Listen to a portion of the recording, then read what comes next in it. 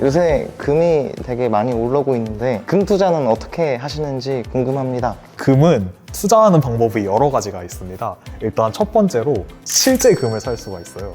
그리고 두 번째는 KRX 금 현물 거래라고 들어보셨나요? 네, 들어봤습니다. 그래서 증권사에 본인이 매매하고 있는 계좌를 금 현물 거래 계좌로 등록을 할 수가 있어요. 그러면 거기서 금을 거래를 할 수가 있습니다. 그리고 세 번째로는 금 ETF를 살 수가 있어요. 장단점이 있는데 일단 첫 번째 금의 장점은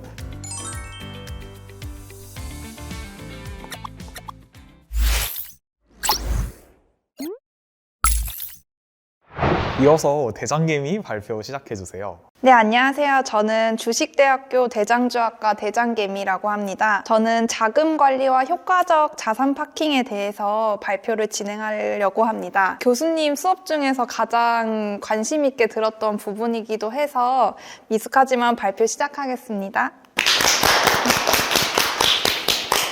제일 처음으로는 단타를 위한 계좌 관리법에 대해서 발표하도록 하겠습니다. 저는 평소에 원래 수업을 듣기 전에는 단타를 치고서 그 금액을 그냥 제 예수금 통장에 그대로 놔뒀었는데 장 종료 후에 예수금 플러스 알파의 수익이 났다면 플러스 알파에 해당하는 수익금은 인출하는 것이 맞다는 판단을 배우게 되었습니다. 그리고 플러스 알파로 수익금을 얻는 거는 일반 예수금 통장이 아니라 이자를 조금이라도 더 받을 수 있는 CMA와 같은 통장에 넣어두는 것이 좋다고 생각이 들었고요. 수익이 계속 지속이 된다면 그때 이제 10%가량 예수금 기준 금액을 올려서 만약에 1,000만 원이 예수금이 있었다면 그 수익이 계속 지속적으로 났을 때 1,000만 원의 10%에 해당하는 1,100만 원의 예수금을 기준으로 잡고 1,100만 원의 플러스 알파가 났을 때 그 알파의 수익만 다른 통장에 이체해 두는 것이 단타를 위한 효과적인 계좌 관리법이라고 배웠습니다. 이런 식으로 수익금을 차곡차곡 쌓고 예수금 그릇을 천천히 키워나가는 것이 중요하다고 배웠습니다. 나아가 장기와 단기적 투자를 할 때는 계좌를 분리해야 휩쓸리지 않는 투자를 할 수 있다고 수업 시간에 배웠는데요. 이는 장기적으로 투자하는 종목과 단기적으로 투자하는 종목이 다르기 때문에 만약에 단기적으로 투자하는 종목과 장기적으로 투자하는 계좌를 합산한다면 내가 원하는 타이밍에 원하는 종목을 매도를 할 때 판단적인 미스가 날 수 있다고 배웠기 때문에 꼭 분리를 하는 것이 중요하다고 배웠습니다. 그래서 예시로 계좌 분리를 이렇게 하는 것을 표로 정리를 해봤는데요.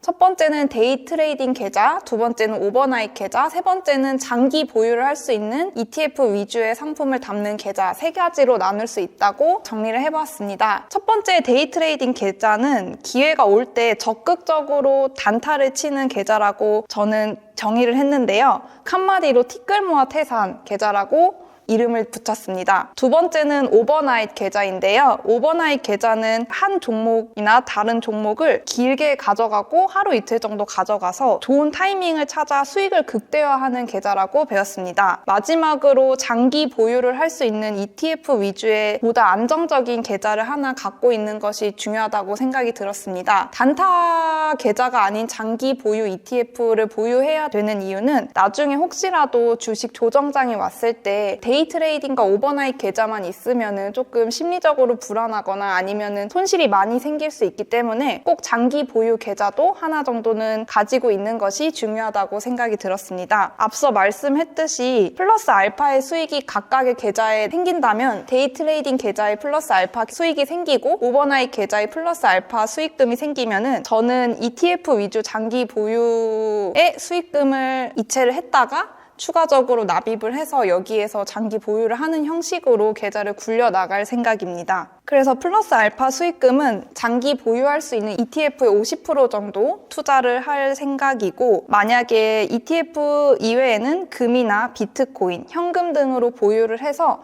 조금 더 효과적인 수익금 분배를 하는 것이 중요하다고 생각이 들었습니다. 만약에 이런 식으로 조금씩 그릇을 키워나가서 금액이 커졌다 싶으면은 부동산 등에 투자하는 것도 저는 좋은 방법이라고 생각을 해서 부동산 공부도 열심히 해볼 생각입니다.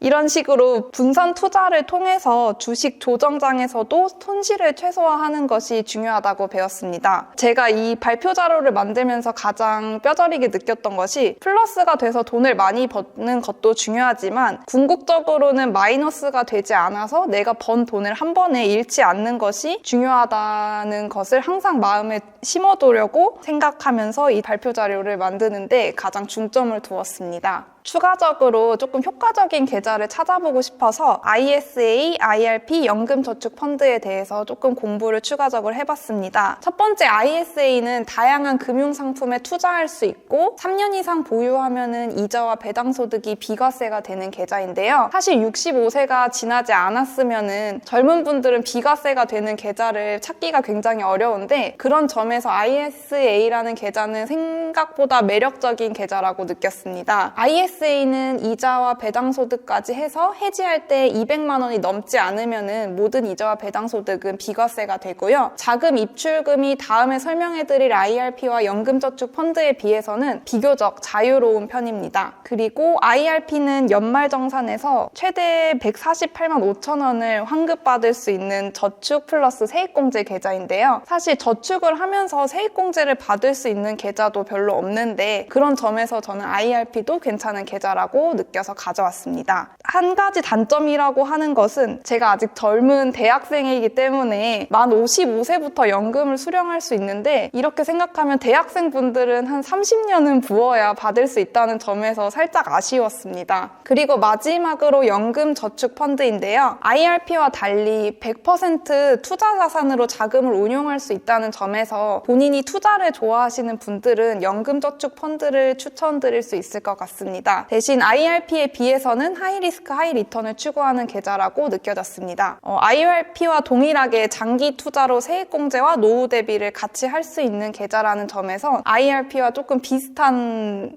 느낌을 받았습니다. 추천 대상은 제가 선택을 했는데 공격적으로 노후자금을 투자하고 싶고 노후자금을 투자상품 100%로 운영하시고 싶으신 분들은 연금저축펀드가 더 낫다는 생각을 들었고요. IRP는 비교적 안전하게 노후자산을 굴려서 세액공제를 많이 받거나 나는 소득이 많아서 세액공제 연말정산에 많이 필요하다 하시는 분들은 IRP를 하는 것이 더 낫다고 생각이 들어서 제가 개인적으로 추천 대상을 선택해봤습니다. 한 가지 공부하면서 느낀 게 2025년에 IRP와 ISA에 대해서 개정안이 발표가 됐는데 7월에도 또 개정안이 발표될 거라고 알고는 있습니다. 하지만 지금 1월 달 기준으로 변경 전과 변경 후가 있는데 ISA, IRP 연금저축펀드에서 기존의 미국 ETF를 샀을 경우 특히 ISA에서 배당 ETF를 많이 사시는 분들을 보았는데 이 경우 미국 ETF의 배당금에 대한 세금이 15% 새로 생겼다는 것을 제가 알고서 ISA의 매력도가 살짝 떨어지지 않았나라는 생각이 들었습니다. 따라서 ISA를 개설하시려는 분들은 미국 배당 ETF보다는 다른 상품을 하는 것이 낫지 않을까 조심스럽게 생각이 들고요. 저도 개인적으로 ISA에 미국 배당 ETF를 갖고 있는데 이걸 어떻게 해야 될지 살짝 고민이 되는 상황입니다. 7월 달에 개정안이 또 나온다고는 하는데 아직까지는 조금 지켜보려고 생각하고 있습니다. 이왕으로 제 발표는 마치도록 하겠습니다. 감사합니다. 대장개미님 발표 잘 들었습니다. 자료조사도 열심히 잘했고 디테일한 부분까지 잘 설명해 주시고 준비해 주신 것 같습니다. 그런데 조금 아쉬웠던 점은 ETF나 금 이런 거 투자를 할 때 좀 예시 같은 것도 조금 더 알려주셨으면 실제 투자를 하는데 조금은 도움이 될 수 있지 않을까 생각이 듭니다. 네. 그 ISA 계좌면 3년 이상 보유를 해야 된다고 하셨는데 그 3년 동안 주식 종목을 샀다 팔았다 하는 건 상관이 없는 건가요? 샀다 팔았다 하는 것은 상관이 없고요. 여기 비과세가 되는 거는 이자와 배당 소득에 한해서기 때문에 차익에 대해서는 비과세가 안 되는 걸로 알고 있습니다. 3년 내에 그 주식을 매도하는 거는 상관없고 계좌를 개설한 기준일로부터 3년 후에만 해지를 하면은 혜택을 받을 수가 있고요. 그 사이에는 언제든지 매도를 하셔도 상관이 없습니다. 그리고 비과세 한도 그 200만 원 그리고 서민형 400만 원이 있는데 그 금액 같은 경우는 예를 들어 국내 상장된 미국 지수 추정 ETF 같은 거는 거기 수익에 포함되고 또한 배당금도 포함이 됩니다. 그런데 예를 들어 국내 지수를 추정하는 코덱스 200 같은 상품이라든지 삼성전자, SK하이닉스 이런 종목의 수익들은 원래 비과세가 되기 때문에 그런 종목은 포함되지가 않습니다. 대장개미 발표 잘 들었습니다. 은행 VIP실에 와서 듣는 것 같아요. 교수님, 질문이 있습니다. 요새 금이 되게 많이 올라오고 있는데 금 투자는 어떻게 하시는지 궁금합니다. 금은 투자하는 방법이 여러 가지가 있습니다. 일단 첫 번째로 실제 금을 살 수가 있어요. 그리고 두 번째는 KRX 금 현물 거래라고 들어보셨나요? 네, 들어봤습니다. 그래서 증권사에 본인이 매매하고 있는 계좌를 금 현물 거래 계좌로 등록을 할 수가 있어요. 그러면 거기서 금을 거래를 할 수가 있습니다. 그리고 세 번째로는 금 ETF를 살 수가 있어요. 장단점이 있는데 일단 첫 번째 금의 장점은 실제 실물 금을 가지고 있어서 원할 때 바로바로 진짜 현금으로 바꾸고 이렇게 할 수도 있겠죠. 대신에 금을 실제로 보관해야 되고 이런 단점이 있고, 그리고 실물 금을 살 때는 실제 금 가격보다 조금 더 프리미엄을 붙여서 사야 되기 때문에 그런 단점은 있습니다. 그리고 두 번째로 KRX 금 현물 거래, 이게 거의 제일 좋다고 말씀드릴 수가 있는데 이거는 1g 단위로 실제로 그 거래를 할 수가 있어요. 주식 매매하는 것처럼. 이거의 제일 좋은 장점은 양도세가 없어요. 그런데 아까 ETF로 금을 거래를 하면은 양도세를 내야 되거든요. 그래서 저는 KRX 금 현물 거래로 하시는 거나 실물 금을 사시는 것을 추천드리고 싶습니다. 근데 저 궁금한 거 있어요. KRX 금 사실 때 일반 계좌를 전환하는 건가요? 아니면 새로운 계좌를? 일반 계좌를 전환하는 건데 그거를 금 계좌로 전환하면 그 계좌는 다른 매매를 못해. 그래가지고 안 쓰는 계좌를 금 계좌로 바꾸거나 또는 새 걸 만들어서 그걸 금 계좌로 신청을 해야 돼. 안 쓰는 계좌가 있는데 금 계좌로 바꿔야겠습니다.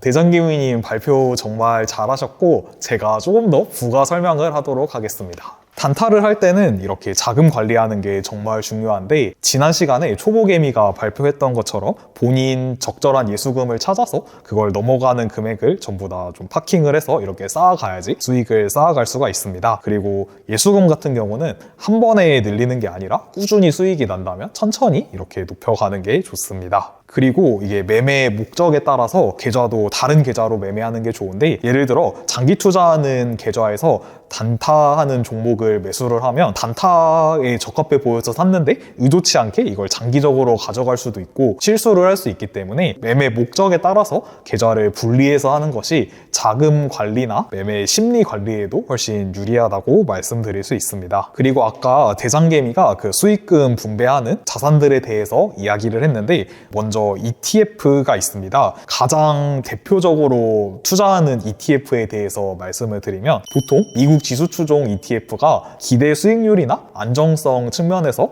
괜찮은 편이라고 다들 평가를 하고 있습니다. 그래서 국내 주식시장에서 미국 지수를 추종하는 ETF를 매매를 할 수 있는데, 거래가 활발한 거 기준으로 말씀드리면 S&P 500 지수를 추종하는 타이거 미국 S&P 500이라는 ETF가 있고, 나스닥 100 지수를 추종하는 타이거 미국 나스닥 100이라는 이런 ETF가 있습니다. 그래서 이런 ETF 같은 경우는 ISA 계좌나 연금저축 계좌, IRP 계좌 이런 것을 활용해서 매매를 하시면 유리하고, 국내 시장에서 거래를 하는 게 아니라 해외 증권 계좌를 통해서도 매매를 할 수가 있습니다.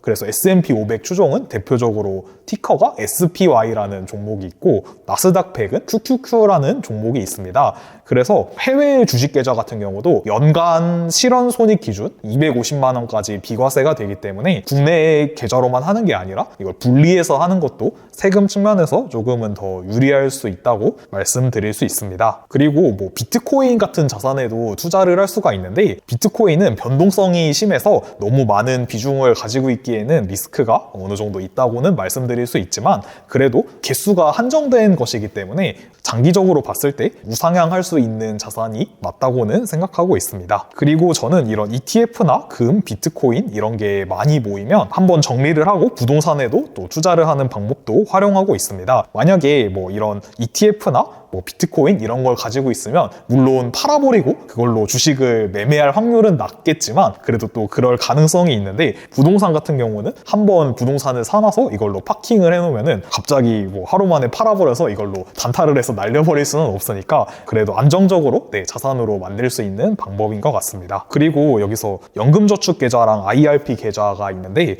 연금저축은 연간 세액공제 한도가 600만 원이고 IRP는 900만 원이라고 돼 있습니다. 그런데 IRP는 위험자산의 70%까지밖에 투자할 수 없다는 단점이 있기 때문에 보통은 연금저축에 먼저 600만 원을 다 넣고 나머지 300만 원을 IRP 계좌에 납입하는 방법을 사용하면 그래도 제일 효율적으로 할 수 있다고 말씀드릴 수가 있습니다. 그러면 보충 설명은 이 정도로 마치고 대장개미 발표 준비하느라 정말 수고하셨습니다. 개미 학생 여러분들 모두 발표하느라 수고하셨습니다. 주식대학교 대장주학과 커리큘럼은 단타 전략 마스터 클래스 수업과 동일한 커리큘럼으로 진행됐는데, 수강생분들 중에서도 반복해서 수강하시면서 수익을 내고 계신 분들이 많다고 하셔서 저도 보람된 시간이었던 것 같습니다. 여러분들께서 단기 매매를 하다 보면 흔들리는 상황도 많을 것이고, 실전 매매에 적용하다 보면 다양한 상황들도 많이 겪게 되실 것입니다. 그때마다 부족한 부분이라고 느껴지는 챕터 수업을 다시 한번 복습해 보셨으면 좋겠고, 실전 연습을 하시면서 본인만의 것으로 만들어가는 것이 중요하다고 말씀드릴 수 있겠습니다. 그리고 수강생 여러분들에게는 평생 소장 USB가 함께 제공되니 매매에 어려움이 있으실 때마다 반복해서 시청하시면서 저와 함께 주식 실력 많이 키워가셨으면 좋겠습니다. 단기 매매 하시는 분들 모두 각자 목표와 꿈이 있으실 텐데, 여러분들이 올바른 길로 나아가고 매매의 방향성을 잘 찾으시는데 시간을 단축시킬 수 있도록 제가 최선을 다해 준비한 내용이니 학습하신 내용을 바탕으로 실전 매매에 적용하시면서 본인만의 것으로 만들어 가셨으면 좋겠습니다. 수익 내는 경험이 쌓이다 보면 실력이 이제 많이 성장되어 있는 나를 경험해 보실 수 있을 것입니다. 그리고 개미 학생 여러분들도 배운 내용 잘 준비해서 발표해 주시고 정리해 주셔서 정말 감사드립니다. 이상 대왕개미 홍인기였습니다. 감사합니다.